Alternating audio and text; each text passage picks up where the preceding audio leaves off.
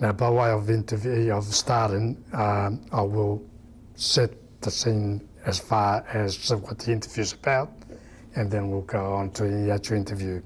So, interview with Sebastiano Galipo, held on the 25th of February 2019 at the premises of Galipo Food Company, Commercial Court, Dry Creek, South Australia. A name of interviewer, Giuseppe Gergitano. The interview is conducted by the Italian Historical Society for its project, A Suitcase Full of Dreams, A Trunk Full of Memories. Good afternoon. Could you state your full name? Good afternoon, Joe. My name is Sebastiano Galipo, and in Australia they call me Sebastian Galipo. Could you tell me when you were born, Sebastian? I was born on the 28th of April 1952 in a little town in Sicily called Naso, which is close to Capodorlando. Can you tell me the name of your father, your full name of your father? Santo Biagio Galipo.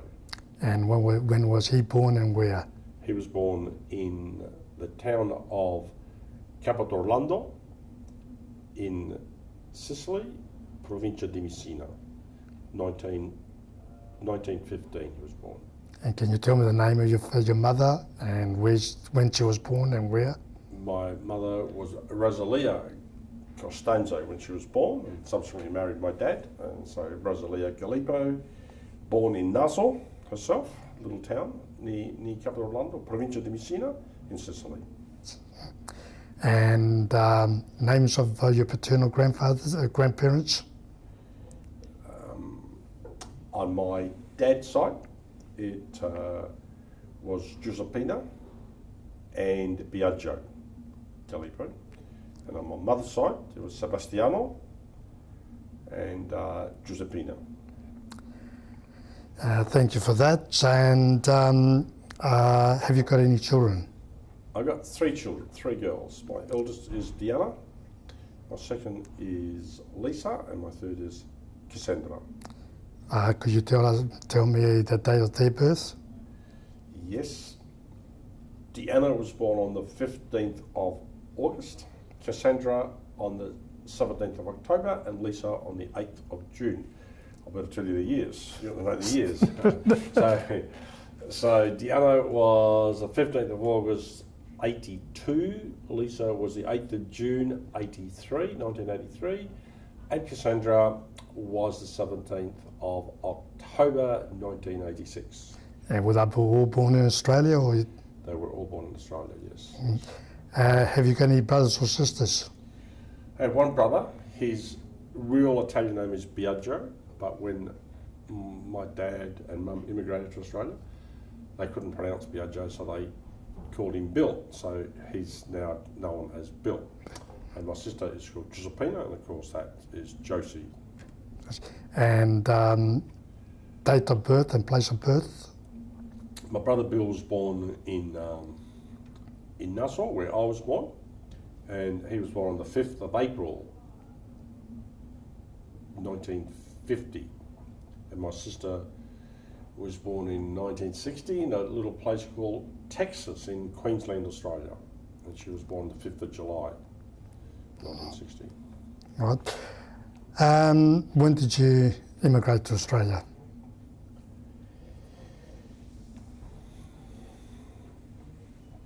My dad immigrated to Australia in 1952, the year that I was born. And my mother and my brother and myself immigrated in 1956. I had been conceived but not born, and Dad got the call that go to the promised land, so off he goes, and we don't see him for 4 years after he left. So you were 4 years old when you first met your father? Correct, I was 4 years old. Right. Can you tell me the names of the ships that your father came on and the ship that you came on? They were called the Flotta Laura. Flot de Laura. Yeah, that was the company. And that was the team. I don't know the name of the The name of the ship. They just always referred it to the Flot de Laura. Flot de Laura, yeah. It wasn't the name of the ship? That would have been 52, either be the Sydney or the Roma. And same in 56, Right. would either be the Sydney or the Roma. Okay. As obviously you grew up in Australia, therefore you don't have any memories of the town you were born in and the life in Italy. As a child, did your parents talk about their life in Italy and what was it like? Very much so, yeah. We had a lot of family discussions with mum and dad and the uncles and aunts, and they had a good glass of wine and a bit of good Italian sausage and nice bread, crusty bread. So they often would talk about the hardships that both their lives were, that enough food was always an issue for the family. Mum didn't have the opportunity to go to school. She didn't go to school at all. She was taught by her siblings and her parents just a basic language to speak Sicilian and how to write it, but she wasn't very good at that. Dad had the opportunity to go to school for 3 years at primary school, and then after that he was required to help his father in the fields and in the vegetable garden to sustain a living because times were very tough. All right. So your father was mainly of an agricultural background. Was in? Did they grow grain? What sort of?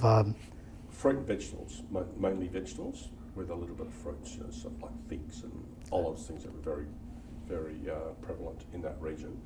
But he was a vegetable grower, and he would grow the vegetables. And you're talking about the stories, about hearing the stories. Well, one of the stories that is very loud and clear in my mind, and incredible how we think life can be tough today, but this is tough life. So he'd grow these vegetables in Capodolando, but it was a very competitive market because there was a good water supply, good soil, lots of people would grow vegetables, so he didn't get very much for it because of the supply and demand. So he would work all day, load the donkey up at 4 or 5 o'clock after working all day, travel to a town 30 kilometres away. The donkey would be loaded with vegetables and some of the fruits, the produce, and he'd get there 5 o'clock in the morning ready for the markets and sell the produce and then come home. And he walked all the way there and he walked all the way back. And I had one of the most moving experiences of my life. About 12 years ago, I was walking in my village, in my town, the little village of Capodolando, and the word got out that there was a Galipo in town, and people didn't know there's lots of Galipos in this town, and they said, "Oh, Santo Galipo's son is here." So this man came up to me and said, "I'm told you're Santo Galipo's son." I said, "Yeah, I'm Sebastiano." And he said, he put his arms around me, tears came out of his eyes. He said, "I was your dad's friend and partner in the vegetables, and we took the vegetables to a place called Tortorici." And that was very moving for me, and I got a tear in my eye. And I said, "Tell me a story." My dad, and he invited me to his home for coffee, which I went. Wonderful experience, and a gentleman's passed away now. And I said, my dad would tell me a story how they used to take these vegetables, and Tortorici was up in the mountains, hence the vegetables didn't grow. Capodolando was on the flat, and so it was a good region to grow the vegetables. And I said, "Dad would say they used to load the donkey and he'd walk by foot. Is that correct?" And said, and he'd also tell a story that when you got to some part of that trip, that it was so steep that the donkey couldn't get up. And you and Dad would have to help the donkey go up this little steep track by helping with your shoulders, push the donkey uphill. And he said, "That's correct." And that was amazing. That was really, how incredible, in the history of civilization, that we go through that evolution when in our own lifetime, here we send people to the moon, but in our lifetime, our parents went through something very different and so incredibly hard just to sustain themselves, and it was all about just enough to live. So often heard stories about how hard it was, and it was incredibly hard back in those era. We think the world thinks life is hard now, but I think we just get things out of whack a little bit. Yeah, it's hard to imagine that was only, 70 years ago? Correct. 70 years ago. And Dad owned a donkey, and he was well off because he owned a donkey. It's hard for the people of today to imagine that you felt wealthy because you own a donkey. Correct. And if you had a cow and a donkey, well, you were really wealthy. Yeah, no, it's amazing. And it's lovely to go back and saw where Dad grew up and where Mum grew up, the houses in their respective villages, and amazing. So what made him, I mean, it probably was the hardships and the poverty, but what really made him make the decision to immigrate? Exactly that. It was the poverty was so harsh. The conditions of life were so harsh. He would work from sun up to sundown in the fields, in the garden, just to sustain himself. And Dad was the eldest son of his family. And his dad, Sebastiano died when Dad was a young boy, not a man, a young boy. Hence only 3 years at school, and hence when we had to go and help his dad in the vegetable garden at first when he was a young boy. And then his dad passed away, and at the age of 12, I think it was, he assumed the responsibility of the patriarch and the head of the family. That must be incredibly difficult. Wow, that's pretty tough. So at 12 years old, he was now the figurehead of the family and the one that had to organise for his mother and 6 other brothers and sisters to survive. And hence when Dad came here for 4 years and we didn't see him for 4 years, he was working very hard in North Queensland cutting sugarcane by hand. Again, we think it's a hard life, but yeah. And he was, and of course, 95% of everything he earned went back home in a proportion, some to my mother, to his wife, to sustain his 2 sons, but the rest of it to his mother, to sustain their family until the children, everyone was able, his brothers and sisters were able to get on their own feet, and everyone was had enough income to survive. Now, how did he hear about Australia, and how did he actually manage to get to Australia, and why did he pick Australia? Well, that's a good question. I don't think he actually picked Australia. Back then, as I remember the stories of my parents and my uncles and aunts when they were talking, Dad immigrated shortly after the war. So the Americans had been to Italy as part of the liberation and part of the fight against Germany, as the Americans were there. And prior to the war, there was a lot of Italians that went to America, what is known as the United States, but the Italians call it Americani, the Americans. Well, anyone that was fortunate enough to go to the US, America, as they called it, would do very well. Had land of opportunities. If they were in business, they could do very well. If they were workers, they'd work hard but get well rewarded, and they could really change their life. So when the opportunity came, the word had got out that the Americans were looking for immigrants. And the incredible thing was that in Sicily at that time, they didn't differentiate between America and Australia. They thought Australia was America, the land of opportunity, the land where you could work hard and achieve. So Dad thought he was going to America, but he finishes up in Australia. And of course, because he starts sending money, he works hard and he gets well rewarded for those times. He sends money back home. They all think it's America. They all think they have got the history that the Americanis had done very well. So all the people in the towns and the nearby towns that knew the family think that Dad's gone to America. So he came back as a hardship. There was just after the war, Australia needed to rebuild, needed migrants, as they didn't have enough people. And yeah, that's it. Well, do you know who sponsored him to come to Australia? Yeah, he had a had a godfather in Brisbane who I don't recall his family his name, and he was sponsored by his godfather. So is that why he ended up in Brisbane, or? That's exactly right. Yeah. And you mentioned that he was involved in the sugarcane industry. Yeah, actually, his godfather, I don't recall his first name, but his surname was Mikale. Mikale, yeah. Was his godfather a sugarcane cutter, or?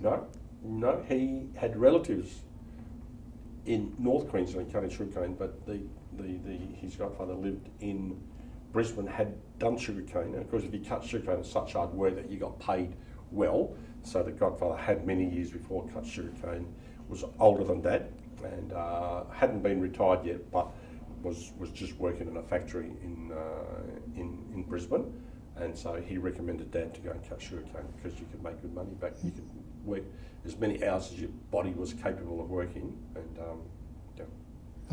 Where in North Queensland? Townsville.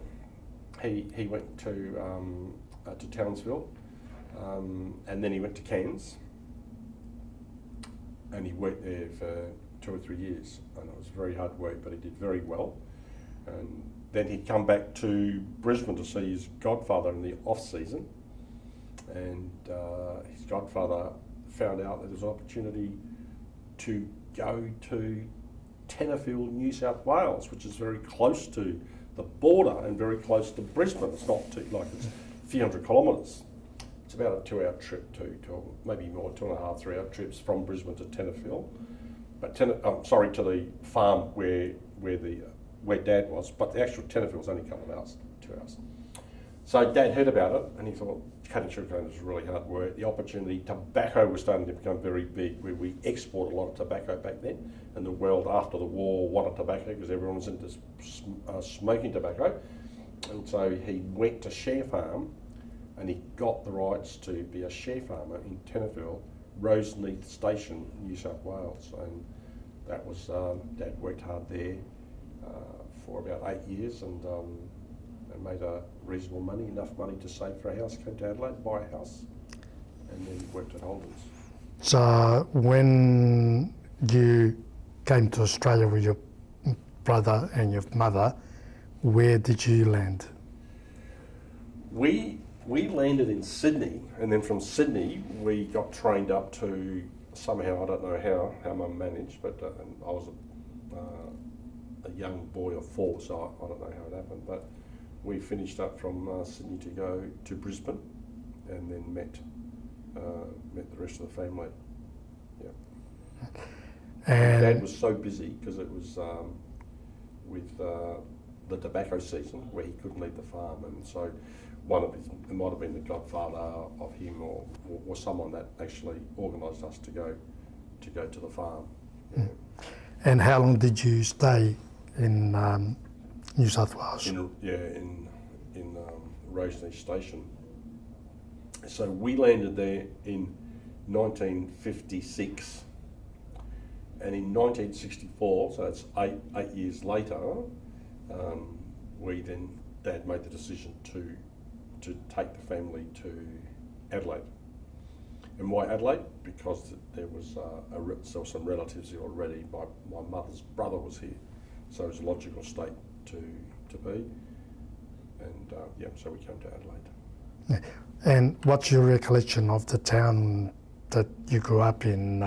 You spent 8 years there, so you came at the age of 4, so you were 12 years old. Correct. When you moved. Yeah, correct. What's your first recollection of the town? Well, firstly, we were 50 miles out of the town. So Tenterfield was the town, but the farms went all the way between towns. So, and the opportunity was in Roseneath Station because it was hard to get people there because it was so far away. So the town itself is a beautiful town. I've been back a number of times, and Tenterfield's quite a famous town now, thanks to Peter Allen, who sang the song The Tenterfield Saddler. Mm. So it's a very pretty town. It's quite a hub for the region. So we would go there about once a month to do the shopping. So they'd have to buy their no such thing as freezers, but they'd buy their meats, and I suppose they cured them and salted them, what they didn't eat.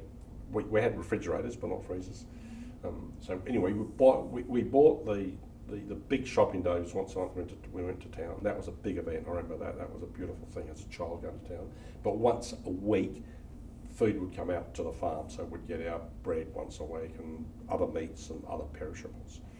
Of course, being good Italians, they're all Italians on the tobacco farm. There was my dad organised for himself and his brother. His brother came out a few years after Dad to go straight to tobacco growing, and so there was Dad, Uncle Lorenzo, and two other gentlemen called Sam and Connor Oriti. So in a little area altogether. In a community, and they're all Italians. So of course, what do? Grow their own vegetables, plant their own fruit trees. So a lot of the vegetables they didn't need, as everyone else did, but because they grew their own. But so yeah, the town was beautiful. Roseney Station was a long way from anywhere, so it was 50 miles to Tenterfield and about 25, 30 miles to Texas. There's a place in Queensland not many people know called Texas, just a little township. So we would go there maybe once a month, and Tenterfield once a month. And, so basically, as a young child, you interacted purely with the Italians? Yeah, and well, no, there's a young child Italians, but also we had the manager of Roseney Station, and Roseney Station was a big property, and they ran thousands of head of cattle, and I'm talking about it would have been 15,000 square acres or 20,000 square acres. Well, acres in size, 15, 20,000. And so the manager had his workers that worked for the station, so we interacted with the children of the manager and the farmhands. And then at school, as they built this little school, we'd walk to school. It felt like, when you look back, it was 5 kilometres. It was only like 1.5, 2 kilometres to go to school, but still quite a distance. We walked there every morning, every afternoon, came back. We interacted with the Australian children back then at that school. And do you recall that interaction, whether it was whether there was any conflict, the fact that you were Italian? Or? Good question, very good question, Joe. At the Roseney Station School, we had nice harmony. We played together, we interacted well together. The Italians had a wonderful, as in our parents and the other the share farmers, had a wonderful reputation of being hard workers. So nothing was too much trouble. They helped everyone. And of course they supplied the manager and the other Australian workers working on Roseney Station on the cattle farm. They supplied them with fresh vegetables every day or every week, because they grew so much and they were being generous people, they just gave. So it was a really nice spirit there. Wind the clock forward, when we come to Adelaide, it'll be a different story, what the answer to that question is. We'll get on to it. Yes. I'm interested in that sort of dichotomy between country and city. Huge contrast. Yeah. Happy times, we played together, we joked together, we go down by the river, because the river was the source of the lifeblood for the area as water. We had fertile soil in the river. And, yeah, that was really good time. I have very happy memories of my childhood in Roseney Station. Still see some of the managers' children occasionally.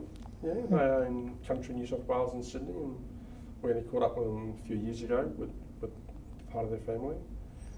And we had a wonderful time when they brought their mother, who's still alive, in the mid-90s, to Adelaide, and she was sharp as, but she just since passed away, unfortunately. Now, at home, obviously, your mother couldn't speak English.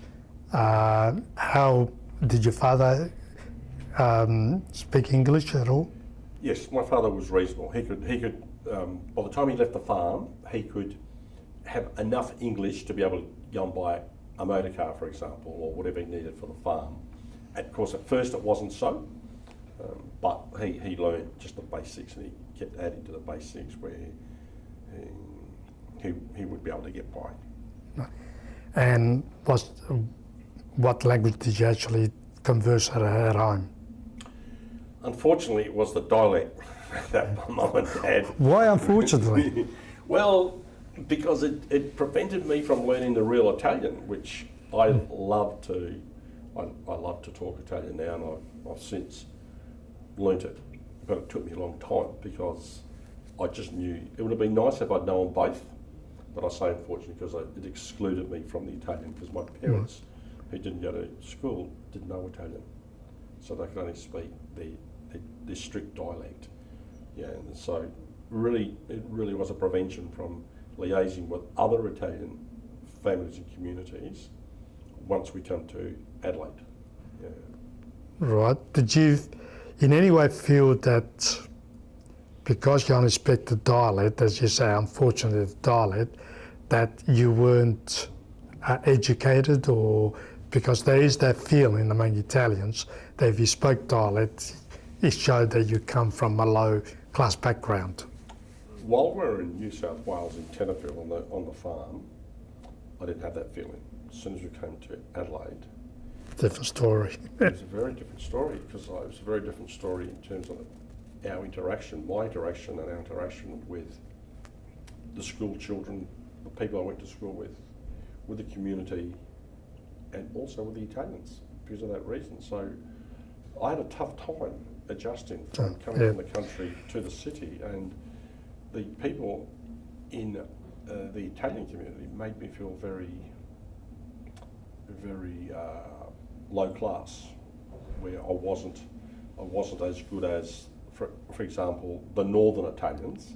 Would always think that they are much more advanced and much more educated, more knowledgeable, more classy, and you've got to say that reality is that they had the opportunity to go to education and to develop quicker and before the Southerners. But they thought they were better people, which is not very nice, and that was a pretty tough pill to swallow. You're sort of aware that sort of mentality was the mentality of Italy in the 1950s and 1960s, where the Northerns always felt superior because of the industrial development and access to schools and so on. Industrial development, schools, not technology as we know it today, but the technical advances that the world was making, for example, with motors and automation. And so they were at the forefront of that versus the Southerners that weren't. But they'll never have the wonderful attributes that the Southerners have, I think, just being really down-to-earth sort of people, super friendly, very generous. They didn't have a lot, but they would share. And of course, absolutely magnificent, wonderful food that I think the Southerners, the south of Italy is known for. And it's pretty hard to beat. I mean, it's pretty hard to beat. And the Southern Italian has become very famous for its, when I say Southern Italian, I'm talking about south of Italy, all the different regions in the south of Italy are very famous for their food. And now, of course, it's adopted around the world. Certainly. Like arancini balls, and, the stuffed peppers and things that the Southerners do so well that have become well famous. Now, talking about food, I'm interested to know is the sort of foods that were common in the town you were born, and the sort of foods that you had to adapt to when you come to Australia. I don't have a lot of recollection about the adoption of the food, and I don't have a lot of recollection even though I was 4. I had zero recollection in terms of how good the food was. But I know now for 2 reasons. One, when I go back, I know what the basics of all the wonderful food that we have in Sicily, in my town. But I guess, Joe, the whole thing is that when I come to Australia, what was Mum cooking? Same that she was cooking back in Sicily. So she would go, when they went to Tenterfield to shopping or in Texas, she'd buy the topside meat and beat it up and tenderise it and make a beautiful schnitzel.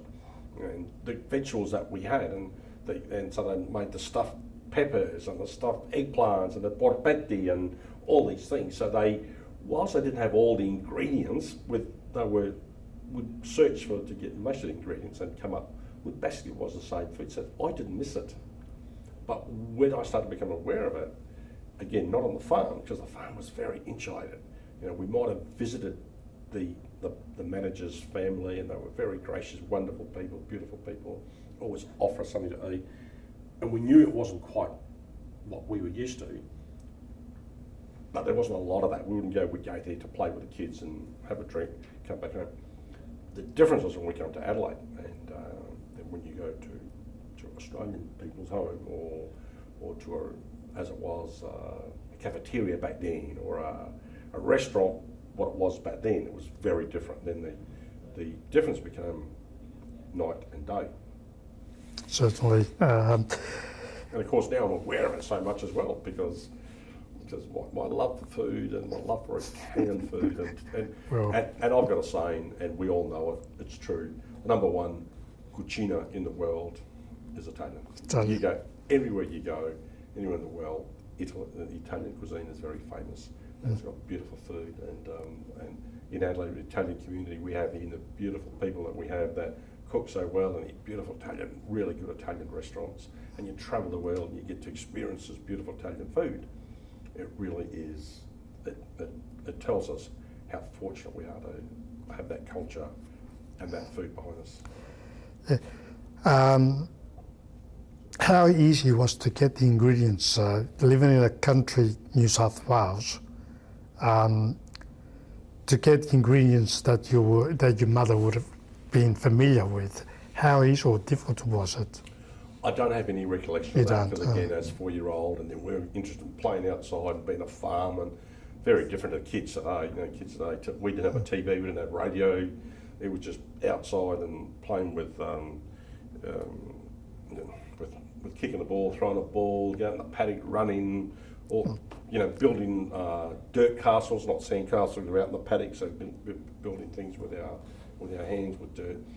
However, I would imagine that Mum had a bit of an advantage because of Dad's godfather in Brisbane. Again, not too far away. They would have communicated every couple of months. So they'd write to each other. Even though it got weeks to get to each other, and say, okay, next time I come down, I want some fennel seeds or some particular type of spice, and so that would have bridged the gap for Mum and Dad somewhat, I think. And Brisbane had and still has a fairly large centre of Italian immigrants. So let's get on to when you moved to Adelaide. You were 12 years old. Yep. You had grounding in schooling in New South Wales. Before we do that, how was the transition from home to school in terms of language, in terms of how difficult it was to integrate with other children? On the farm? On the farm. On the farm, it was, because I was 4 years old when I was here, kids adapt very quickly and very easily. And so I was lucky because I had the Italian community, that is all the share farmers were Italians. They were Italians, hence their children. So we spoke the same language. And I recall having to learn the English language, but as a child it didn't faze me. And of course I learned quickly and I interacted quickly. So that wasn't something that I look back and say that was tough. It just happened for me. So when you came to Adelaide, 12 years old, had you finished your primary school? No, I still had 1 year to go at primary school. Yeah, because we got 7 years of primary school, whereas New South Wales had 6. Correct. Yeah. Correct. Yeah. So I come here. That was a culture shock. That was really. I remember that. I wouldn't use the word fondly. That transition. The transition was hard. I'm used to being on a farm as a young, from 4 years old to being a boy, starting to go into a young man.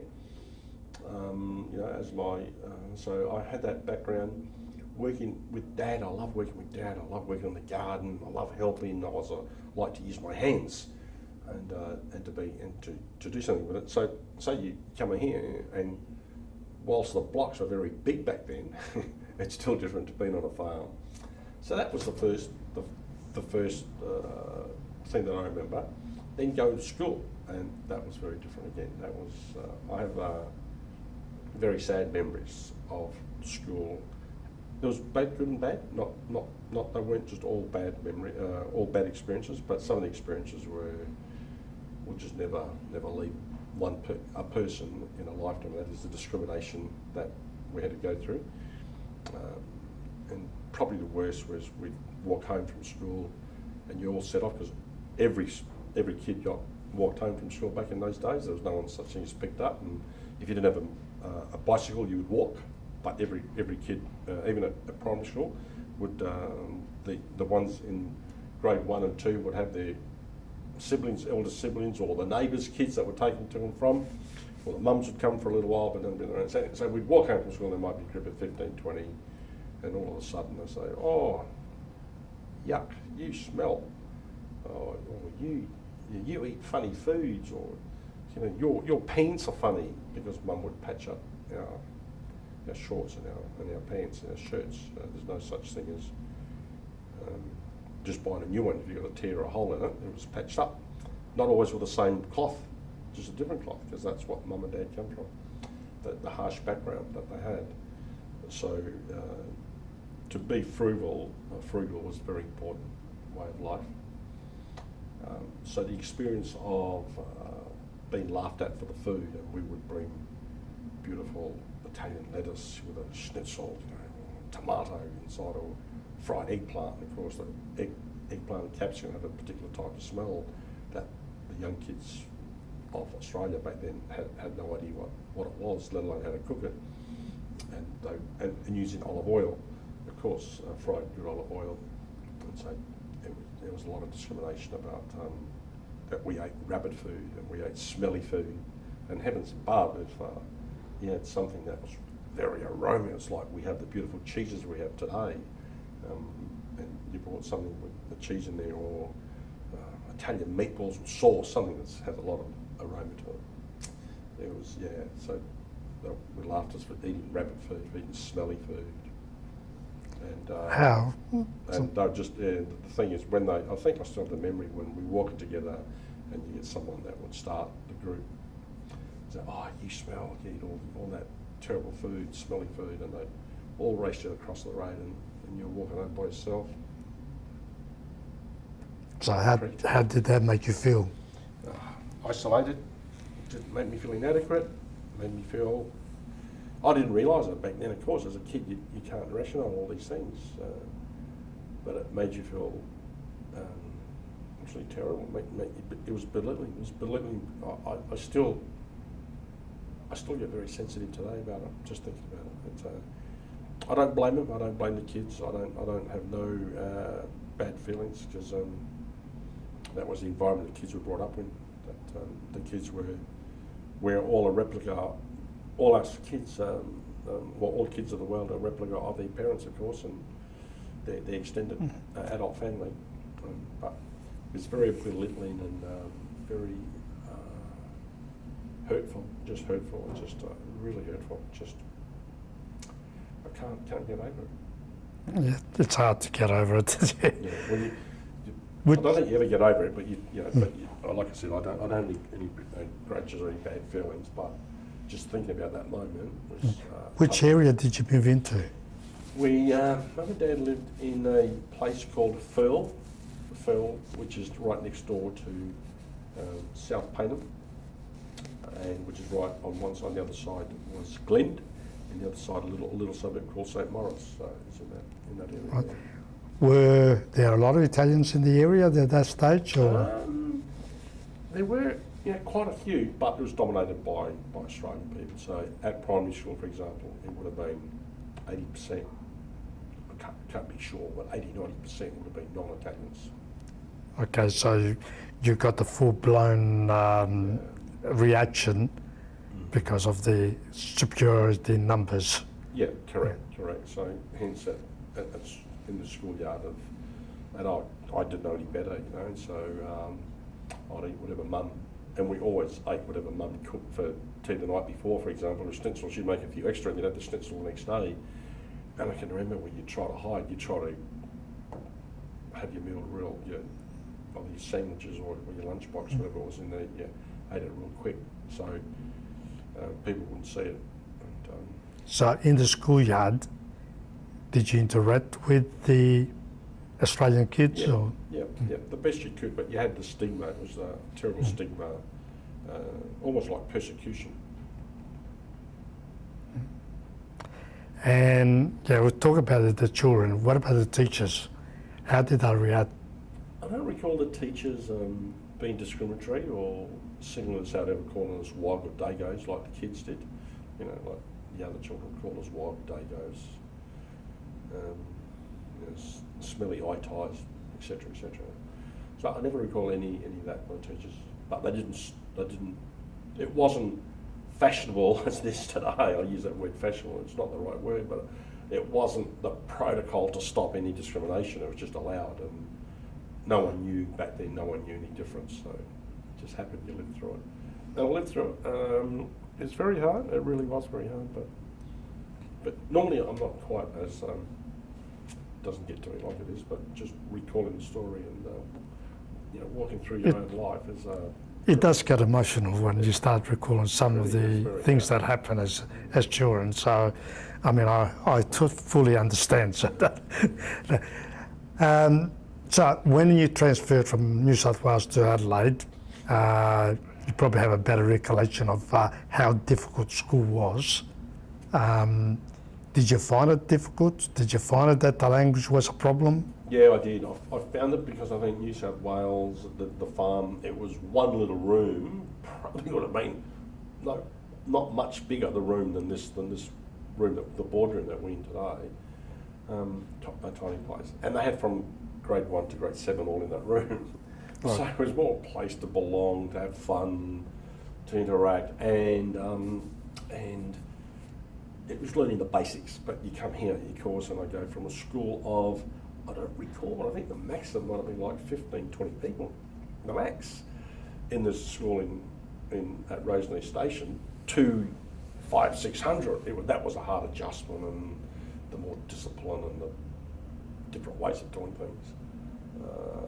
And the different classrooms, and you have to go from one classroom, you're in this classroom, and I'm in a different classroom, and so all that was very challenging at the time. Did the teachers ever go out of their way to give you assistance because of your language problem? Or? Good question, Joe. I don't recall that. I don't recall very much, except for one teacher at St Maurice when I was the public primary school. St Maurice was a public. It's St Maurice after the suburb St Maurice.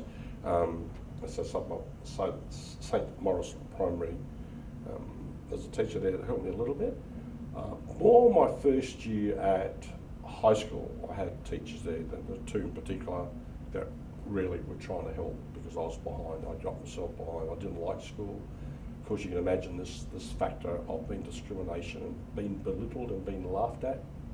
So you were trying to hide your own inadequacies instead of admitting an inadequacy or trying to learn it, to overcome it. You tend to avoid it. So I wasn't very good at school at that stage. But when I went to high school, I had a number of one teacher and the headmaster that really helped me to get from where I was to reach of a new level. Now, which high school did you go to? The school that I went to was called Norwood Boys Technical High School, now called Marrickville High. Right, and were you zoned to that school, or because there were high schools, there were technical schools in those days? Correct. We had a choice of going to a technical school, so Norwood Boys Technical High School, or Norwood High School, which had boys and girls. But it was just the boys back then, because we considered just the boys white, because it was a school where you got groomed to be a tradesperson, to be somehow technical, to go to school and then have a technical skill. So back then it wasn't fashionable, common or protocol for women to be involved in trades, so it was just the boys. So I had a choice, but because of my grades being so poor, I didn't have an opportunity to go to Norwood. I didn't qualify for it. You had to have a certain entry level to get to Norwood. Norwood High. Norwood High, yeah. So I went to Norwood Boys Technical School. And I get there, and you've got to do an assessment of which grade, because back then you had these different grades: A stream, B stream, C stream, D stream, E stream, G stream, and H was a big school. I remember 800, 1,000 students. Well, the results come out, and I was right down the bottom, right down the bottom. And along with me, there was another 15 or 20, mainly from ethnic families, mainly, boys that hadn't done so well, and our results were pretty bad. So they come up with a new stream, a new rating, grade, level, and they called it the NO class. And that stood for the no hopers, because we didn't have any hope. And there was no hope that we could achieve anything. So I went from one set of belittlement, which wasn't justified, to maybe one that was, but it was just an awful admission that you have to face in life as how old would I be? 13 or 14 when you get to high school, I can't remember. I lost a year because of the 6 years in New South Wales and probably 7 years here, so that's 12. I would have been 13 when I got there. So to be told, and at first you thought it's all a bit of a joke, but then you're walking around the schoolyard and they say, oh, there you go the no hopers. Oh, you're in the no hopers class. And so instead of NO, everyone called us no hopers. So something dawned upon me at that point, that this life is the toughness, the discrimination of life, the discrimination that I had. I didn't realise it was discrimination when I went to primary school. I just knew it was just bad things that was happening to me, that I was going through. I'd go to Norwood Boys Technical High School, and my brother was there, and of course he's in the A grade or B grade, or he's much more advanced, because he left our farm earlier, and he lived with my uncle, so he had, most of his education was in Adelaide. So, yeah, so that was tough dealing with that, but I think it made me resolved. And the teacher, Mr. Allard, I remember him well, he very much tried to help. He worked out who wanted to learn and who didn't want to learn, and some of those boys didn't want to learn, they just wanted to wait till I was 15 or 16, I can't remember what the age was back then, and go off to work in a factory or a trade or whatever. And there were others that wanted to learn. So he helped me. The headmaster found out that Mr. Dowdy, remember his name? He found out that I wanted to better myself as well. So he called me in and he said, oh, I hear that you'd like to better yourselves. And I said, yeah, I would. I said, it's pretty tough being called a no hoper. Anyway, he said, if I could help you, I'd love to help you.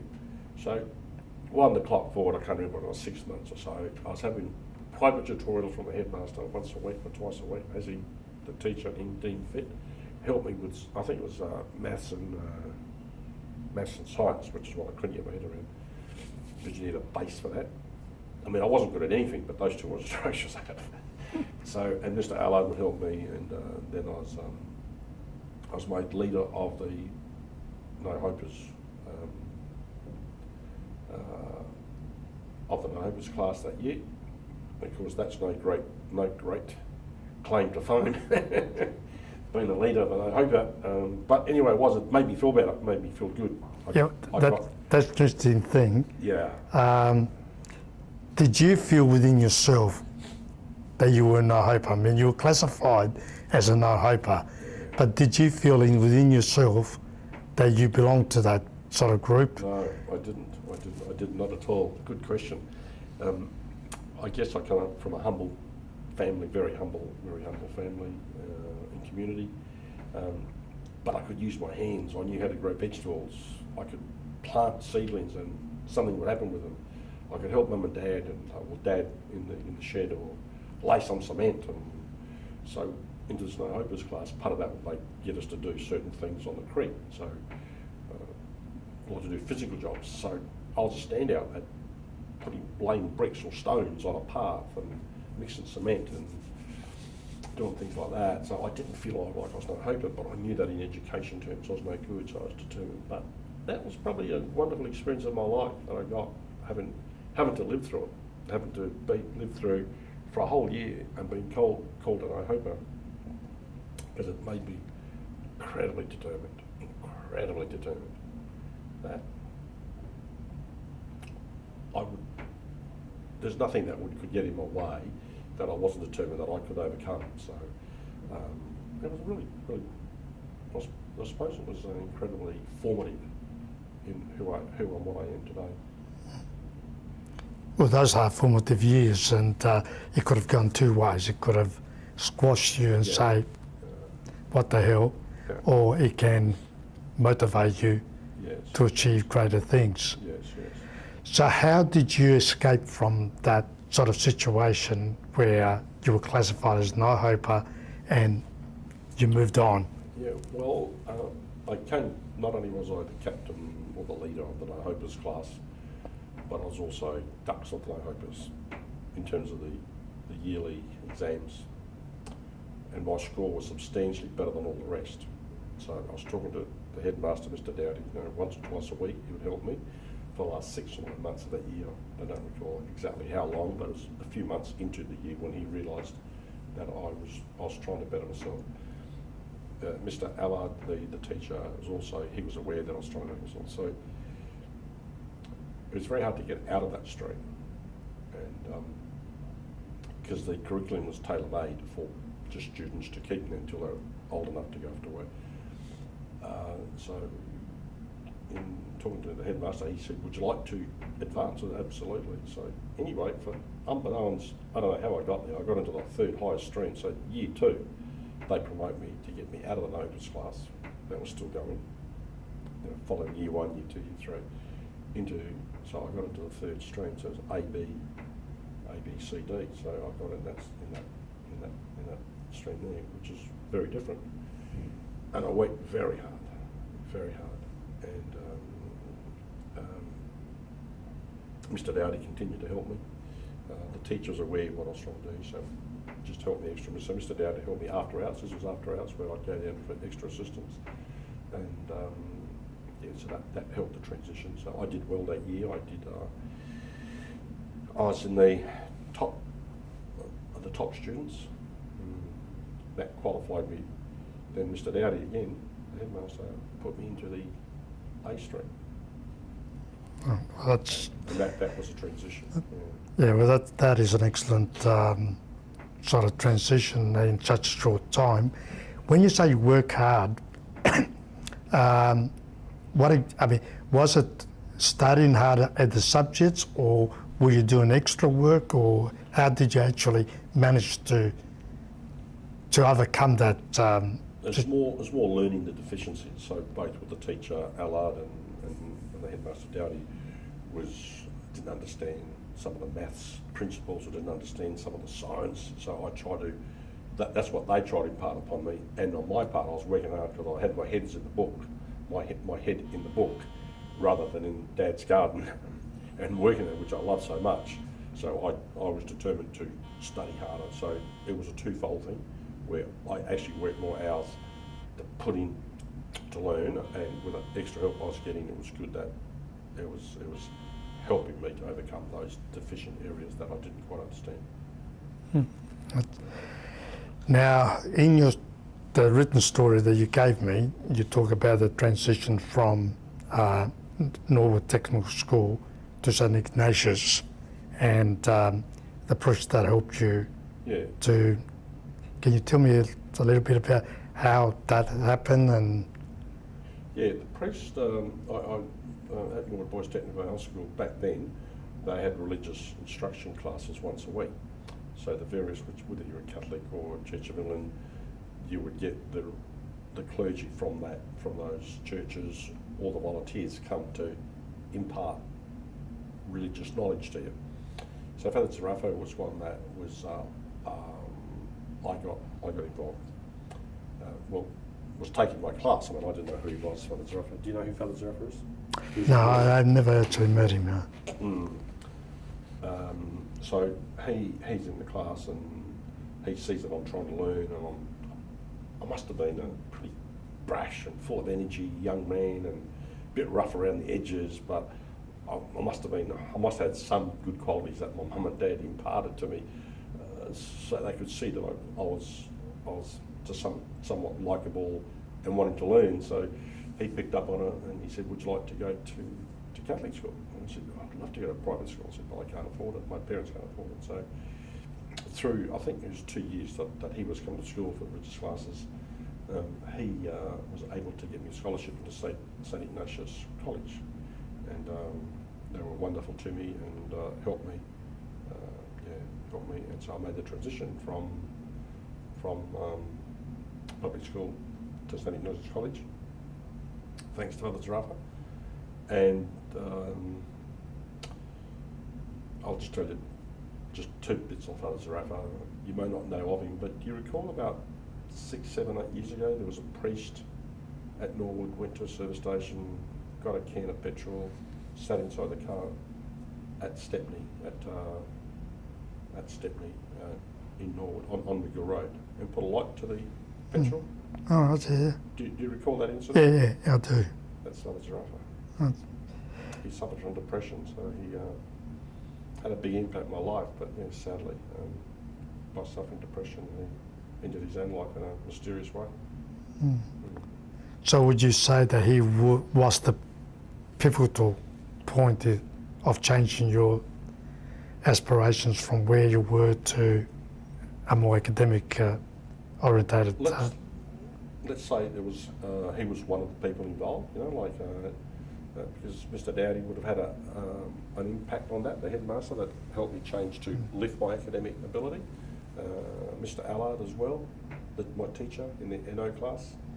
And there's another person that was very dear to my life and from mine was Mrs. Green, and she was one of the religious instructions teachers that came to the school and saw me and introduced me to Father Zarafa, and then I went to Father Zarafa's religious instruction class. But she kept an eye on me and just made sure that she would try to guide me and help me, so she had an impact. So all of those, I think, were responsible for transitioning me from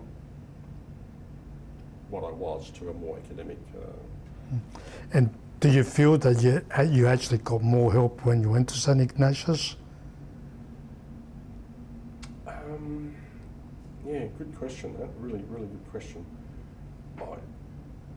I think they must have been told about me, that they kept an eye on me and they made sure that they would help me, and there was a lot of support. There was a really St Ignatius is one of those private schools and colleges that is very strong in the wanting academic excellence, at the same time wanting the students to develop in the sporting well and in the sports they had, as well as the arts. So it's sort of one of those all-round school, and they would help. And so I had that support. I felt that I had the support, and a lot of support from teachers and priests in the school. And how did that make you feel? Well, by that stage, you see, I had come from being a no-hoper to getting to the A stream at Norwood Town. So by the time I make the transition to get into what was called leaving back then, that's 4th year high, to St Ignatius, I was feeling pretty good about myself. I started feeling like the difference of actually Galipo, as I put those years behind me. The years I never dwelt too much on it. It's just a very sad when you think that we as a society need to be like that, where we have this in us to be discriminatory and harmful, and all the ills of the world that I can put down to greed and selfishness and lack of respect for your mankind. A lot of what's going on around the world is all associated with greed and lack of respect for and decency for all of us as human beings. So I had made the transition. I was feeling pretty good. So I was in leaving. By the time I got to matric, I had to repeat matric twice at St Ignatius to get into university to do law. By the time I was in matric, I was made a school prefect. By the time I got to matric, that's pretty good for making you feel good. So life had changed. Life was good. That's quite a transition. Before we go on with the education, because I want to talk about university experience and so on, let's go back about family life. Once you moved to Adelaide, obviously the dynamics in the family changed from being on the farm. Your family sort of interacted with Italians, with non-Italians, and how did that sort of evolve? Well, on the farm, it was very much surrounded with a group of Italians, but that was very small. There's only 4 or 5 Italian families. And outside that, it was Mr. and Mrs. Baker, the station managers and their staff. And they lived 2 or 3 kilometres away. There was 2 little separate living areas on the farm. So that was my early childhood, having both and being very happy with both. When I come when we come to Adelaide, it was, from a social perspective, it was all about Italians, because you didn't need, there was so much, the Italian community is so big, so diversified. You could go to the Italian butcher, you could go to the Italian grocery store, you could go to the Italian guy that sold the furniture. It was networking, so mum and dad networked within that Italian community.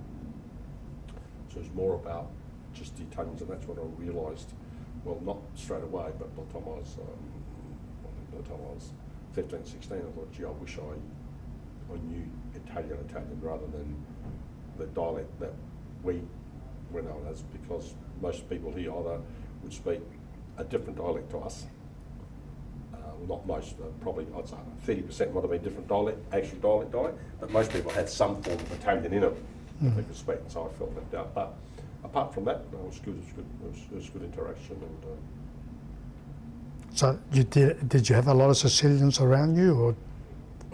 the immediate ones, yeah, because we finished up with 3 uncles, Right. like 3 uncles Sicilians, and then there was a lot of other groups of Sicilians from either the same town or nearby towns. The Sicilian club, so they network one Sicilian to another, so that kept it again within that community. So you tended to socialise with Sicilians, yes. And Sicilians and Italians, yeah. So not from Napolitanis and Calabrese, and they were probably 2 dominant ones that I recall. Yeah. But others as well. But yeah, it was very much about the Italian community, Sicily, the Sicilians, and then others. did you find that you were incorporating words from other dialects into your conversation? Yeah, we did do that, because those people, Napolitanis only could, and if they could only speak Napolitano, predominantly Napolitano, you tend to adapt that. But I was always learning to try. Mum and Dad sent me to Italian school when I was, I don't know, well, 12, I think 13 when we first got in. I hated it. And then because again, being someone that likes to play in the garden and be outside and do physical things rather than learn in the early years, until I reached that middle part of the high schools, I really didn't do it justice. So I did learn a lot. I didn't try very hard, but afterwards I started realising that I wanted to start to learn. So whilst I'm not very good at writing Italian now, I can read it reasonably okay, but I can speak it very well. But did you learn that through school, or did you pick it up by yourself? Mostly by myself. Yeah, mostly by myself. It's very good.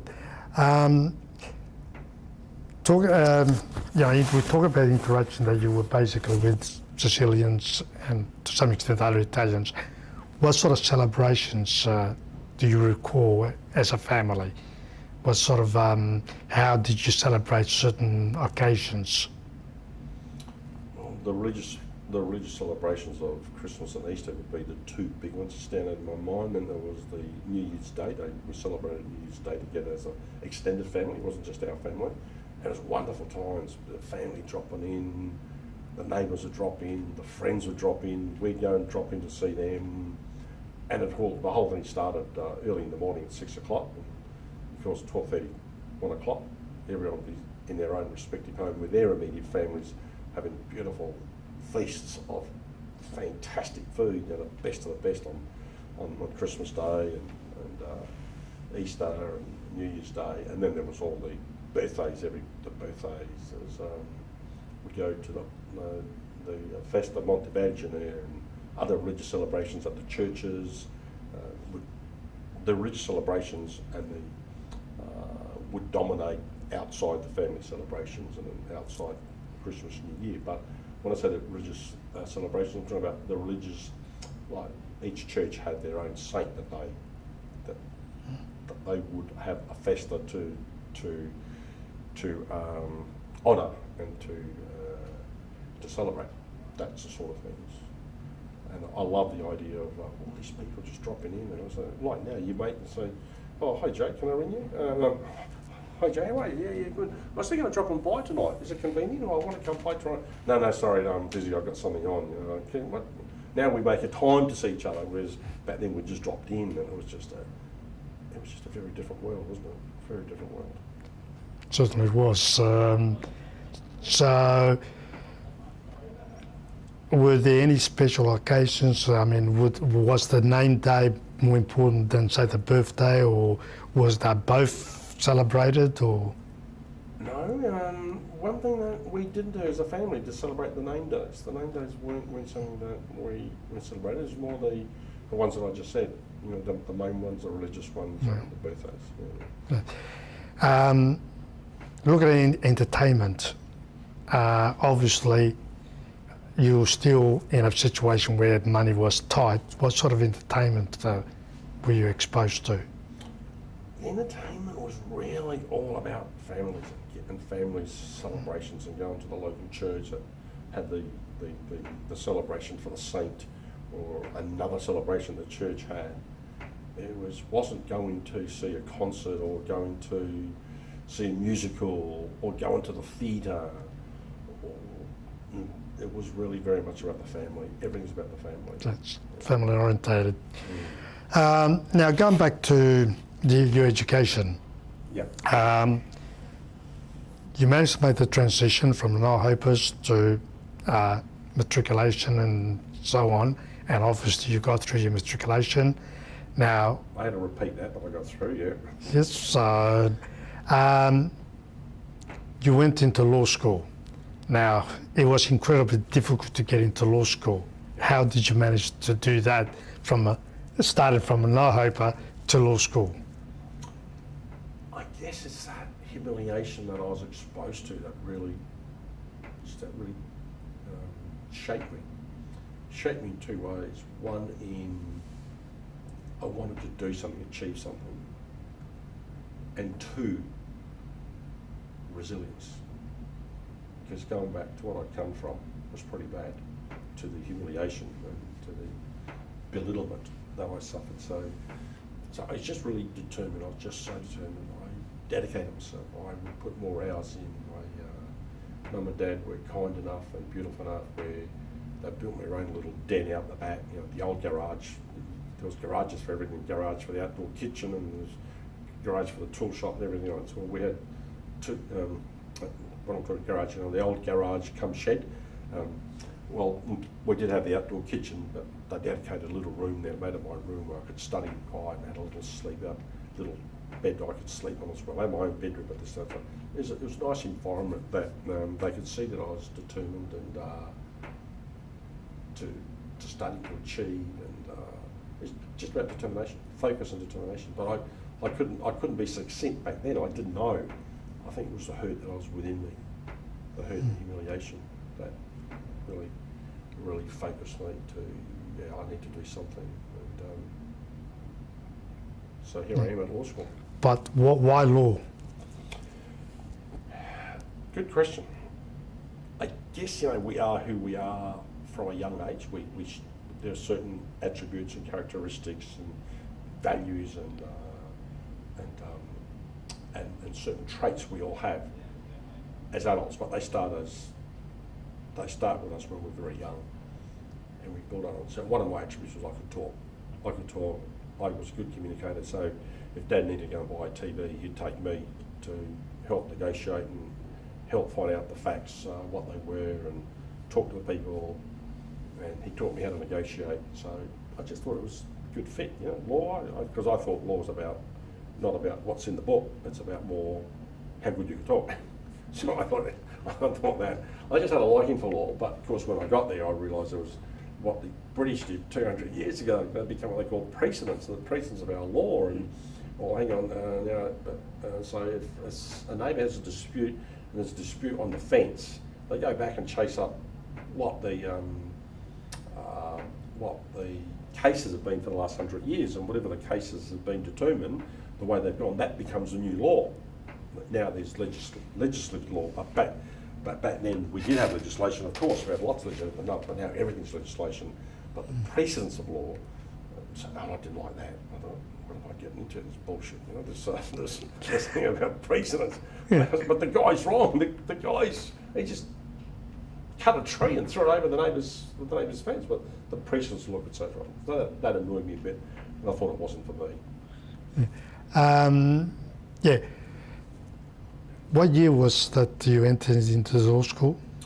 Law school was 81, 82, or 82, 83, something like that, yeah. Right. Now the law school's got a reputation for being a closed community. Yeah. And basically in the 70s, or up to the 70s, was purely St. Peter's, Prince Alfred orientated. Yes. How did you find the atmosphere in the law school? I was very excited to get in. Oh my God, I still remember that moment when certain things really stay in your mind. You know, both good and bad, I suppose. But I was so excited to get in. I studied really hard and I got there. It was so exhilarating.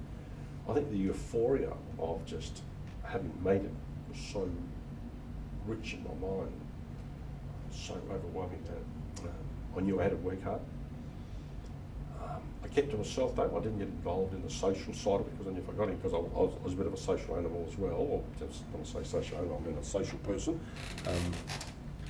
I knew that if I got involved too much in that, I would not do well. And then halfway during, early in my stages of year one at law school, I developed RSI, repetitive syndrome. Yeah. And so I had to start taping classes, all the lectures, and that was very hard. You go and look something, you just couldn't flick a book, you had to play the tape around. So it was all very, very awkward. It was a challenge just being there. After 2 years I decided it wasn't for me, and I bailed out and broke my parents' heart because, you know, back in those days, if you're a doctor or a number one choice anyone could make, a doctor. Oh, my son's a doctor, or my daughter's a doctor. 90% plus would have all been sons. It was very honour to the family. If you're a lawyer, it was pretty good too. So, but yeah, broke my parents' heart. But I think I made them proud. Yeah, that's one of the questions I had in mind. Did your parents sort of influence you to go into law? Did they have an opinion about laws as opposed to, I mean, I know the pressures I had put on me to follow certain career paths, and we know Italian parents classify the career, the professions. There's a hierarchy of profession, like you said, doctors will be the top and so on. Yes. How did your parents feel about it? No, I can't say that I was pressured. They would talk about how good it was to be a doctor and how much honour it is to be a doctor. And they thought lawyers weren't bad either, so they talked about being a lawyer is so good, and it's a great profession, because in their eyes it must have been that they liked it. It was more my own choice though. It was more that I thought, I wanted to go and change the world. I wanted to right the wrongs, if I could put it that way. And so I thought they'd give me an opportunity, but of course, law's not about that at all. You had that sense of justice. I did. Now, do you feel that's because of discrimination you felt as a child, as a no-hoper? Did that have any influence about your choice of professions? Good question. I think it must have had. I think it was the environment, the community environment of the Italians. You know, it's pretty black and white. There's no shades of grey. You know, like drugs. What's drugs? What's this drugs? You don't do drugs. That's crazy. You know, it's black and white. Everything is black and white. You know, you don't speed because it's wrong to speed. You've got to. They're very law-abiding citizens, our Italian community in Australia. So I think I was surrounded by that, but I was probably as well influential by what I'd been through. Okay, so you decided that law wasn't for you. Now, in the story that you printed, you talk about your experience in sales and sort of the influence that has had on your eventual establishment of Galipo Food Company. Yeah. Could you tell me a little bit about going back to those days where you used to sell the excess vegetables and... Yes. I can remember really well. It was a warmish day, and I was playing with my brother. And as young boys, you just want to get into mischief and play and kick a ball, do all sorts of things, and chase each other around the backyard. And Dad comes to me and says, "Hey, Sebastiano," call me Sebastiano, not that's the Sicilian shortening of the word, not Sebastiano, but Sebastiano. Veneca, come here. And he says, "Go and sell these lettuces." I says, "Cosa? Give me these. What are you talking about?" He says, "Anyway, you can't sell the lettuces." I said, "How much do I get for the lettuces? A big bag of lettuces there." And I had graduated to my own bike a few years before that. So he helps me load the bag of lettuce on the bike, ties it down with string. And I said, "How much?" And he said, "Whatever you can get for them." I said, "But don't bring any home." So I thought, I can remember the day. I thought, "Geez, why me? My brother, I got a brother, he's bigger, older than me, let him do it." But I had the gift of the gab, so that's, again, it was like, we are who we are. I was a good talker. I must have had a way with people. I can only assume that as a young boy. So I get out and I go to the first shop. I remember the corner shops that I did. Back in those days, there was corner shops around the suburbs, all around. So I go in there and I thought, what do? I got to find out it was how much do you sell lettuce for? So he told me, I think it was 10 cents. I said, "Oh, look, my dad's got these beautiful lettuces here." He said, I'll sell them to you for 5 cents. And he said, "Oh, show me." So I took him in and he bought some. I went to the next one and I bought some. Within 45 minutes, I was back home. And so I'm ready to go and play with my brother again. So we start playing, and 3 quarters of an hour later, he says, "Hey, go and sell these." So unbeknownst to me, so Dad had I think it started, just had a really good crop of lettuces that year. Instead of waiting, he loved to give it to the families and friends, but everyone had them, so everyone had good lettuces. No one wanted them. He said, "Go and sell them." It was his idea to get me to sell them. And I think he thought, "This is good. Sebastiano can sell the excess fruit and veg that I got." So then he started selling out with artichokes and tomatoes and whatever he grew. And I noticed he was planting more. And of course he's planting more because there's a few more bit of cash of money on the side. The cash of money is good for us Italians. So so it started, and again, unbeknownst to me, as a 12-year-old, 13-year-old, here I am selling lettuces for Dad. And that happens for quite a few years. And all of a sudden, I've developed this thing called sales, but I don't know about it, do I? I've got no idea. So law school finishes. What do? Had no idea. The local guy that was selling Mr. Juicy orange juice that used to be home delivered back then, he was thinking of getting out, retiring. So I had the money because all my life I'd worked in service stations and part-time jobs as a young boy. So I had a bit of money, so I bought the orange juice round and realised,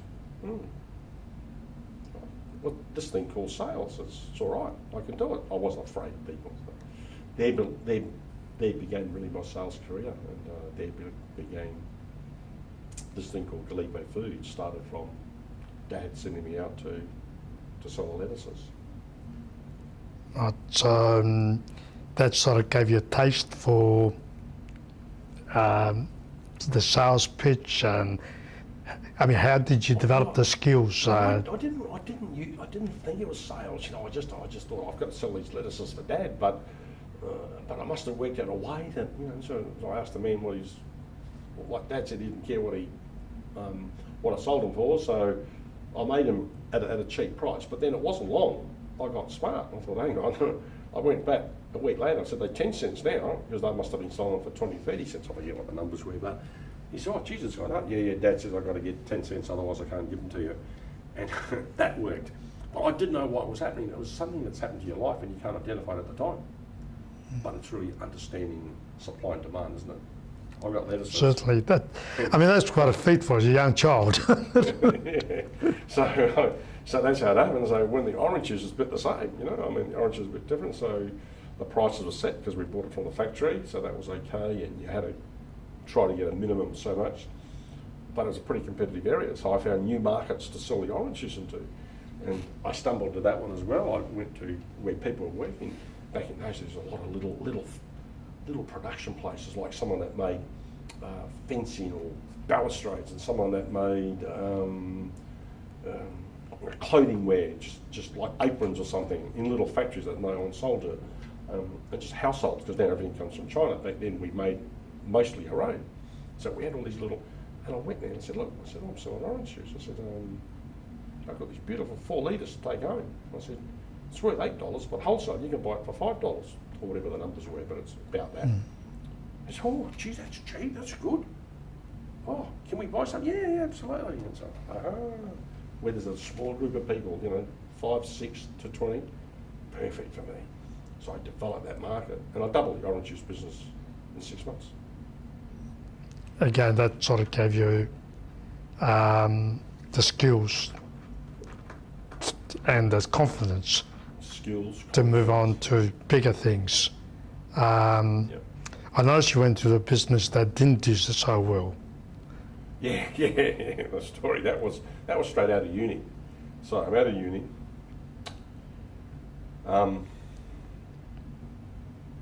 I've just got married.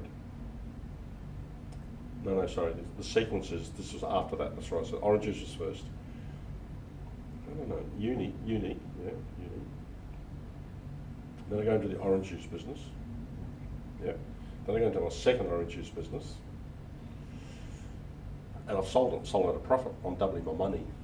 6, 18 months and doubling money. It's pretty good effort. It wasn't a lot of money, but it was all relative, wasn't it? It was, the business only worth $5,000, a loaf of bread was only 50 cents back then or whatever. So anyway, so I was doubling. So I'm in between jobs, I'm looking for something. And some friends of ours say, to get involved into Amway. So I meet someone in Amway, so I give it a go. Didn't like it, didn't do good.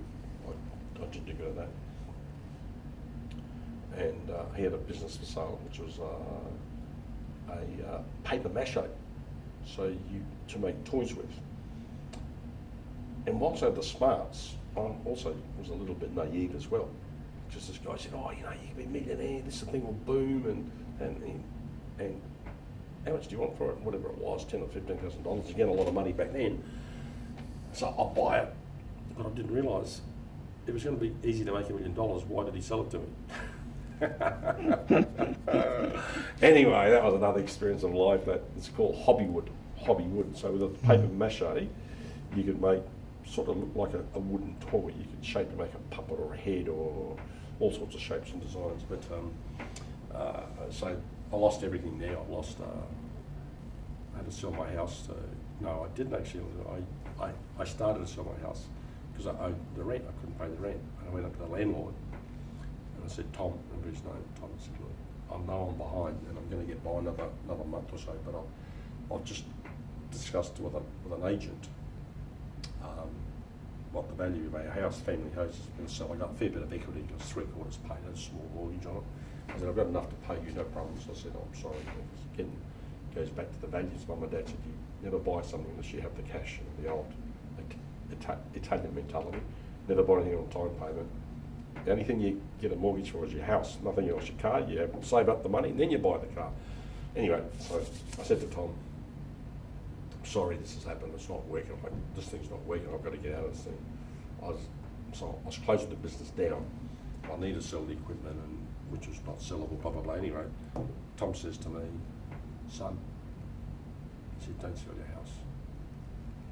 He said, I've got to change. I've got to chase most bastards all around the country to find where they are, because they leave me with a year or half a year of unpaid rent and all sorts of debts.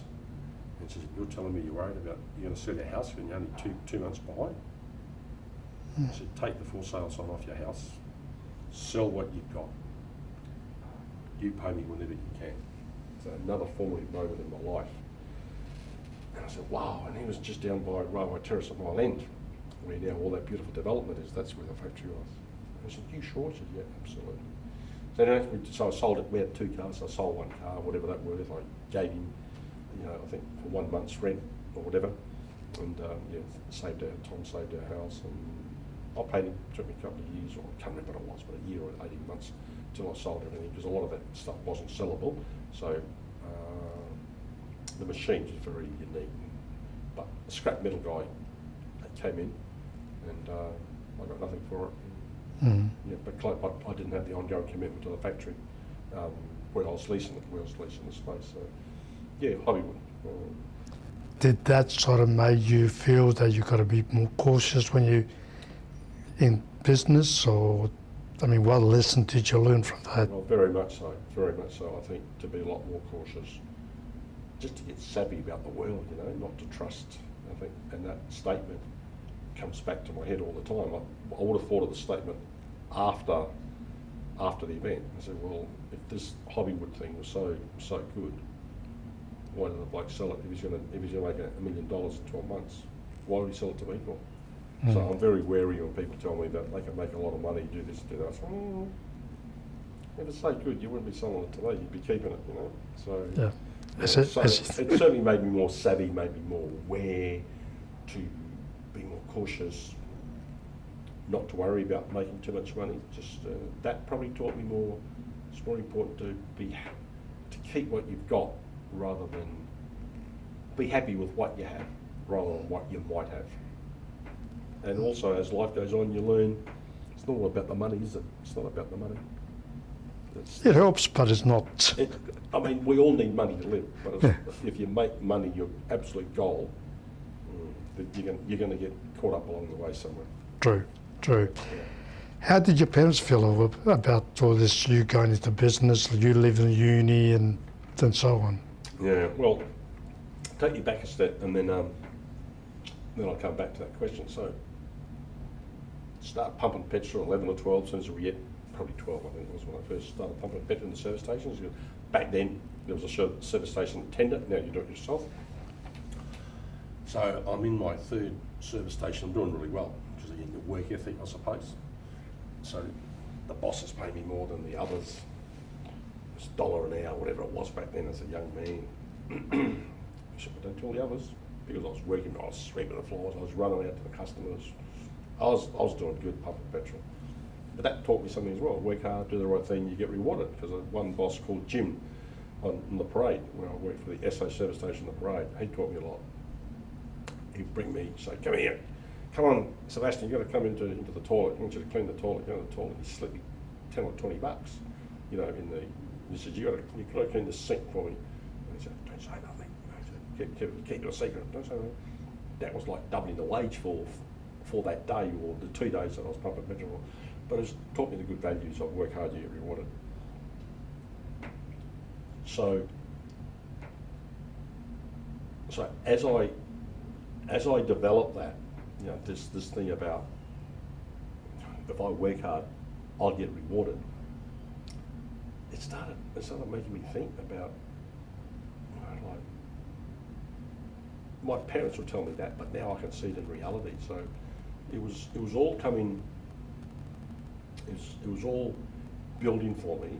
And so when I went through these businesses and I was doing well, it's always believed you've got to do the right thing by people. But if you do the right thing by people, the right thing will happen to you. So. Good. Let's go back to, you say you got married. At what age did you get married?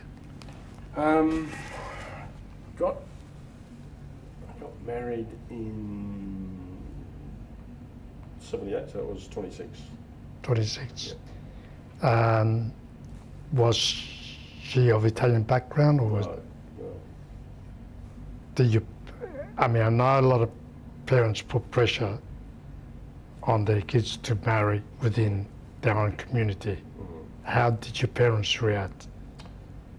I fell in love with Chris, and Chris is my first wife, and I told my parents, and Mum was devastated, and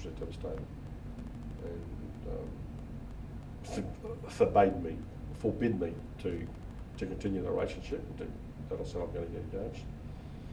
Dad was a little bit more balanced. He was always more the balance, and Mum would go off and get very black and white. Dad would be more say, well, Rosalia, it is what it is, you know, if he's falling in love with her. No, I don't want her to come home, I don't want her to bring her home. And I said, you don't want to bring her home? I said, I won't. I said, but guess what, you won't see me. I'm not coming home either. That was a really bad part, but Dad intervened, and because it got to the point where I was just going to move out of home. Because Mum said she wanted to. Then they reconciled, and they got to know her, liked her, they very much liked her. Christine was very good to my parents as well, and had a nice understanding, nice rapport. But it was very much an issue in the early days. Yeah. Was it because of the language? Was it because of customs, or? Two things. One, because she was not Italian, and two, because she wasn't Catholic. And they couldn't cope with not being Catholic. They could cope with that. That's a double whammy. It was bad enough not being Italian, but not being a Catholic. What are you talking about? There's only one kind of people in this world. There's Catholics and there's Catholics. But we all reconciled. We all moved on from that. How did you meet her? Selling oranges. So through work. Yes. Yeah. It's always interesting how parents react when you marry outside of the community. Yes. So I thought you had children with her? Or? Yeah, had 3 children. And we're together for 34 years. And the children, did you attempt to teach them Italian, or did you? Yeah, I did attempt to teach the girls Italian. I got 3 girls, but my number 2 girl, Lisa, is special needs, so can't cope very much with, has limited mind capacity. And so it was hard enough just to learn the English language and the simple things at school. She had to go to a special class. And so my wife didn't like us sending the girls to Italian school, possibly because of her own non-Italian background, possibly, but also because the fact that Lisa really struggled and got confused if we started to talk 2 languages, and so we decided not to continue, unfortunately. Did you feel at any stage, because you married a non-Italian, that you suffered in the process in terms of the foods you used to, the type of living you used to, the interaction with the rest of the family? Absolutely, yeah, all of that. The foods, the way of life, the culture, not mixing in the community groups, so I didn't go to a lot of community functions, didn't go to a lot of Italian type functions, so I ostracised, we became ostracised. When I say ostracised, by our own making, it wasn't that we were not welcome, but just by our own making, we didn't participate as much. So very much so. Was she willing to make the effort to? To a certain extent, but it was a bit hard. You know, she didn't understand the language. I didn't understand. At first, she did. She made an attempt to learn, and then after that, she sort of didn't take it any further. If you don't use a new language that you learn, you lose it quickly. If you learn a second language, you've got to use it continually. The culture was different, the people were different, and it was just all too much. So we had a life not around the Italian community. Did that make you feel? I didn't enjoy it. I didn't enjoy it at all. I missed it. At first I was really okay with it. At first I was okay, but as time went on, and then I got to a point when I would go to Italian functions by myself, or I would go to daytime functions when it wasn't couples going. So I started having my own Italian friends that would get together for Friday night drinks, or for the Friday night spuntino, or I had some beautiful friends, Seri and Pio, we started a group of Italians doing a prosciutto club. So we get together, half a dozen of us Italian men, or a dozen, a group of 30, 35, 40 sometimes, where once every 3 or 4 weeks we get together and have just a celebration of food and wine. So everyone would bring something, bring some beautiful wine, and be together for 2 or 3 hours, and that filled the void that I missed, not having Italian. How did she It would have been react? hard for her, but it was hard, but she was supportive. Like I say, she was supportive because it didn't involve her. It was away from the family life because it was just the boys doing that.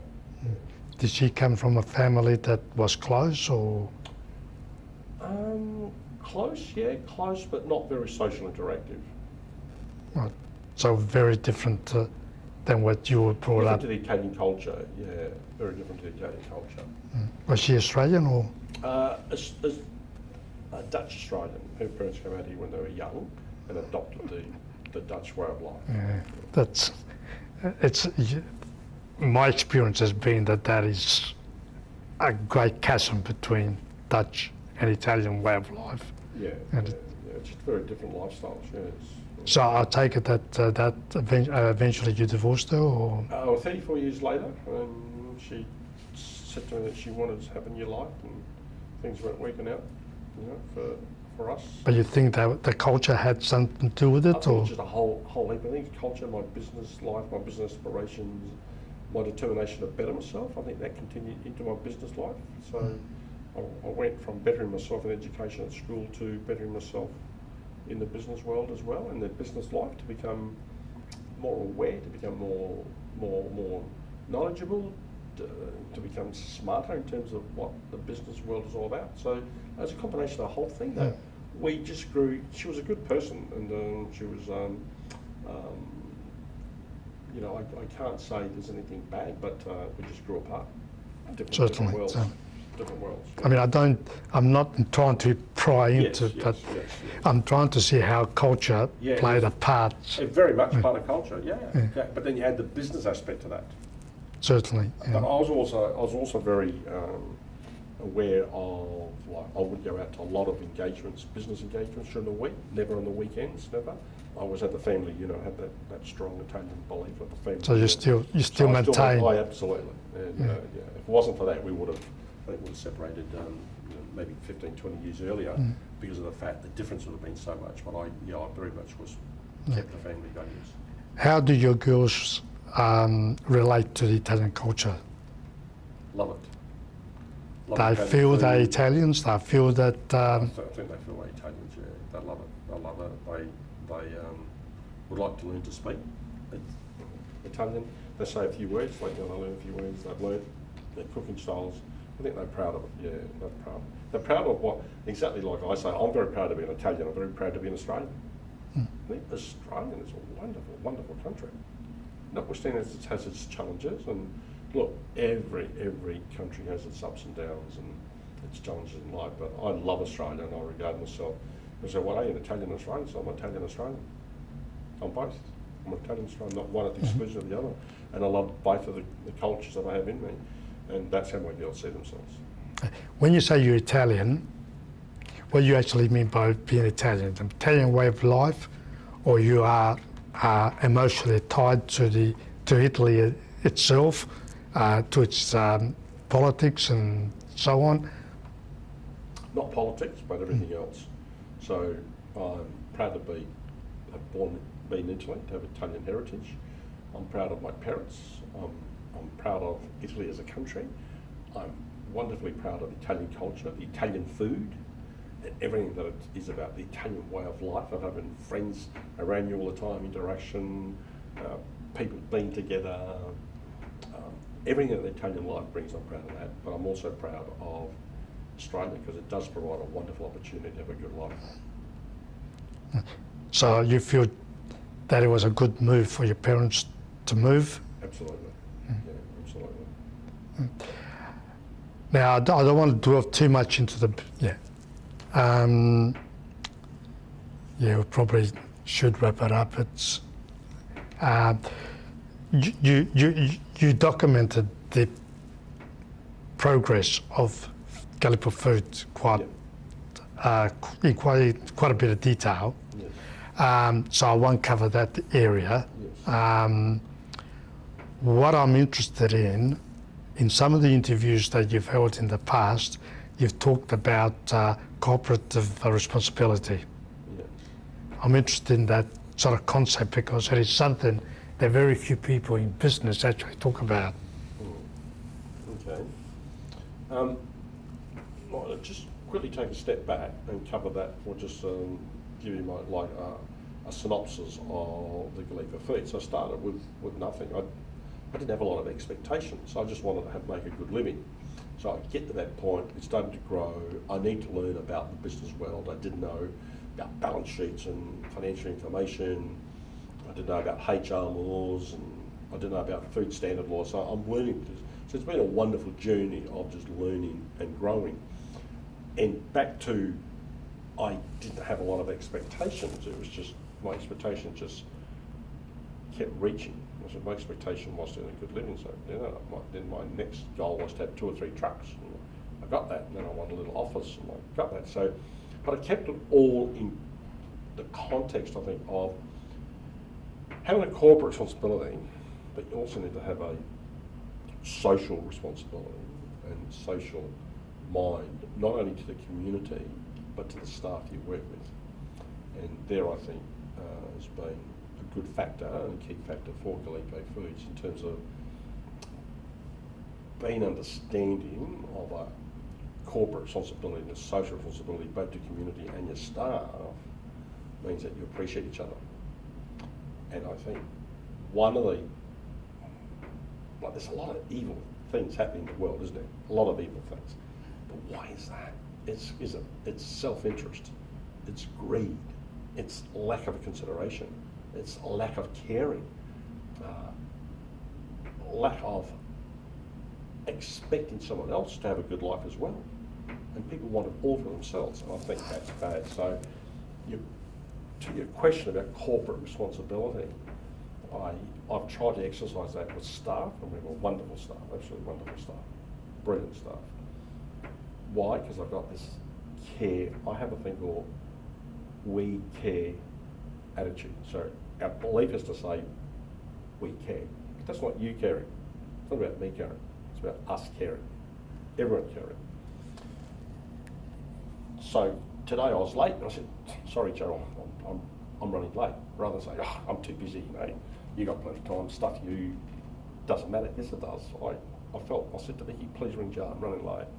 But it's a simple thing. It's a simple thing, but it's a caring factor about each other, because your time's just as valuable as mine.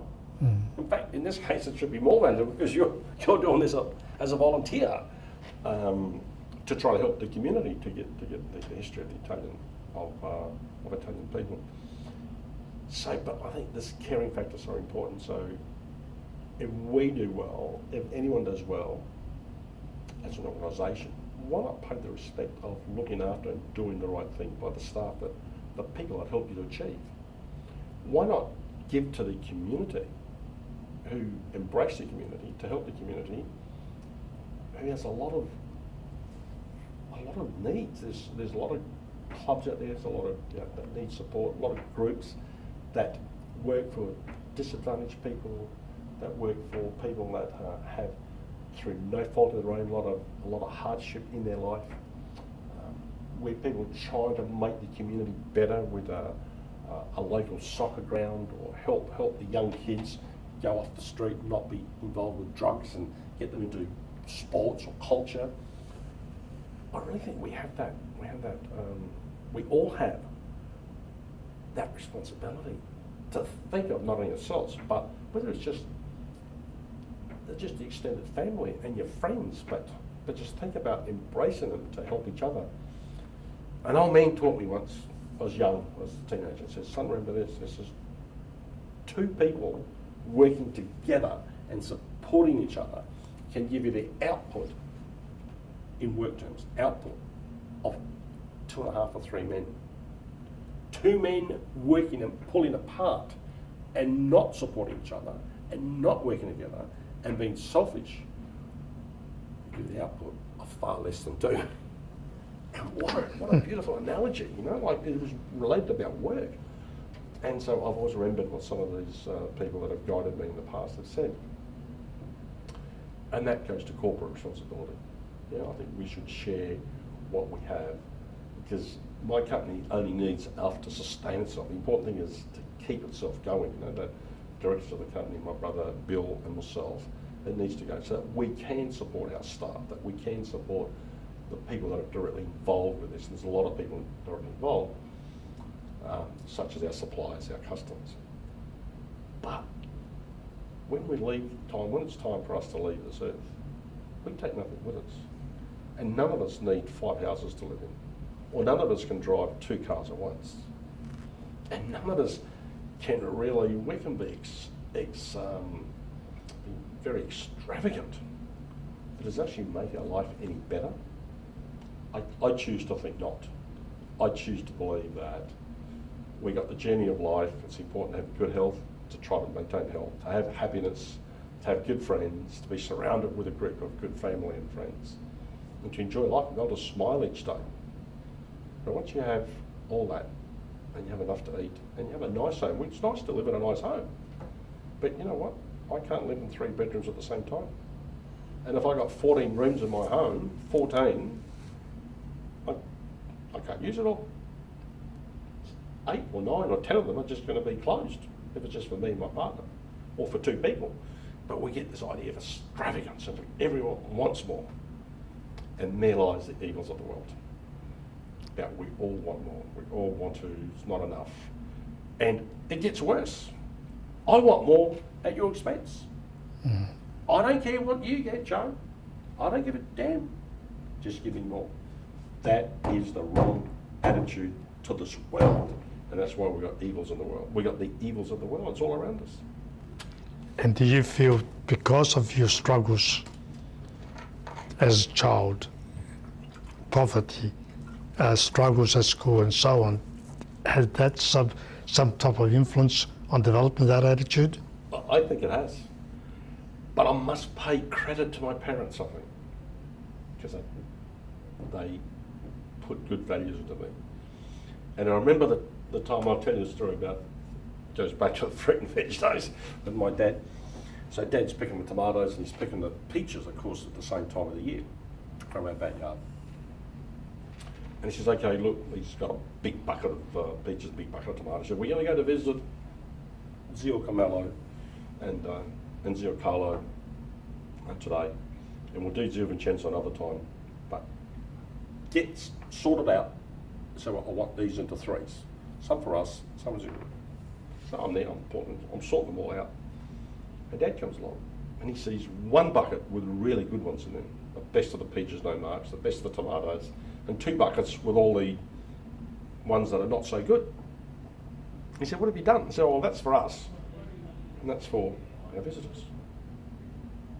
He looks at me. I said, what are you doing? She said, you kept the best for us. I said, yeah, that's right.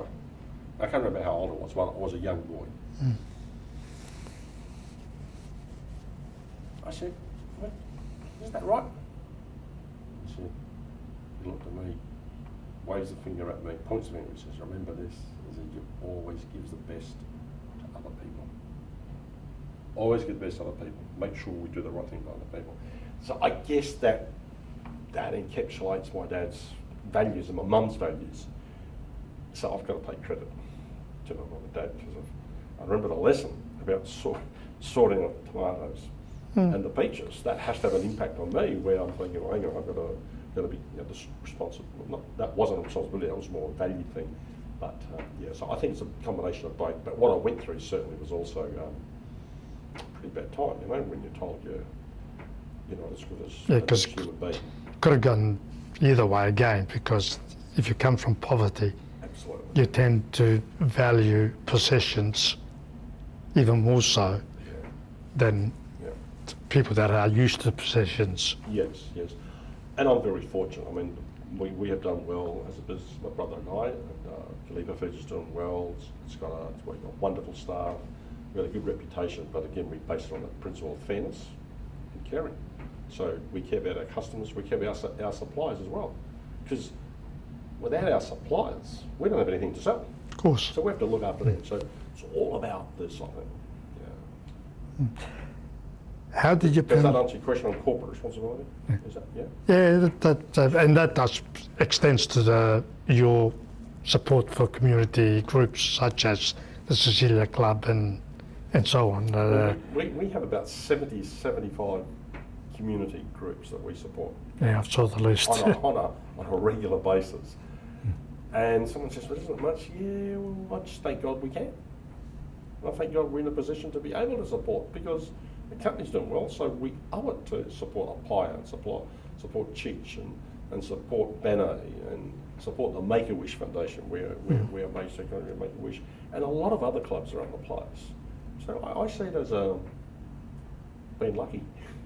Yes, they are very lucky to have that sort of support. Yeah. No, but I feel lucky. Oh, you feel lucky? I feel lucky is the wrong word, but I feel grateful. I feel good that fortunate that we can do it, because it means that other people are supporting us. True. Yeah. One final question: how did your parents feel about your journey? Good question. Good question. Succinctly put, to keep it short, I think I was a bit of a brattish as a young boy, brattish, doing things and not uncontrollable, but hard to control. So I had a strong willpower, strong determination. But obviously what they were saying was rub it off on me, but it was a bit slow. I was picking these up a bit slow. I go to university and well, before that, I was very proud of my achievements, saying dashes to be a prefect and to do well. I go to university and broke their heart.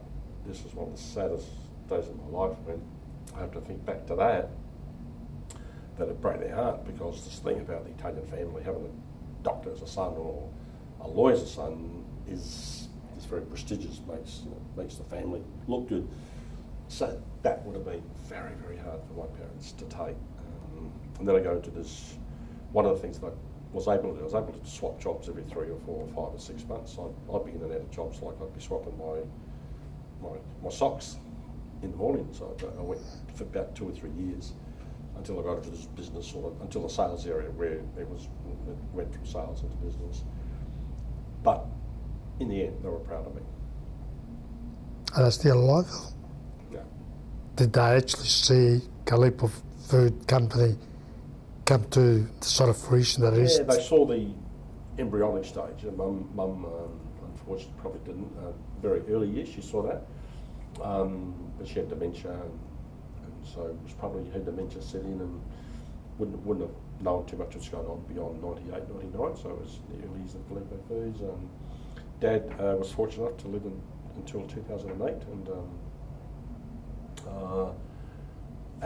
he saw that develop. That next 10 years, what Mum saw was it started to grow, and he was very proud of me. And, I think from breaking their hearts and being very sad to being proud. But it is what it is. I did everything in good faith, and I'm glad the journey is what it is. I love the journey. It's been a wonderful journey. Okay, you feel you need to add anything to? No, it's been. You've asked everything. And you're amazing. You haven't got one note near you. You haven't got anything written down. You've done all your everything by. That's one of my qualities, that my memory. Your memories. Phenomenal. Yeah, well, congratulations. And this is a passion. Yes. Like everything in life. Yes. Unless you've got a passion, Yes. you don't achieve anything. Yeah, that's right. And I had to overcome great obstacles in order to get to this position. Wow. My story is very interesting too, but that's another thing. Another day. Yes. Another day. Well, thank you very much. Has someone put your story, recorded your story? I've actually recorded my story. That's when I said that my story goes to about 16 hours. Right. Oh. I don't expect anybody to actually listen to that a lot, but there are bits and pieces in that story that are very, very interesting. Not because of me, but because of what I've been through. Yes. And So Wonderful. thank you All right. very much Thank for you, your Joe. time. Thank you. Really appreciate it. And all the best to you.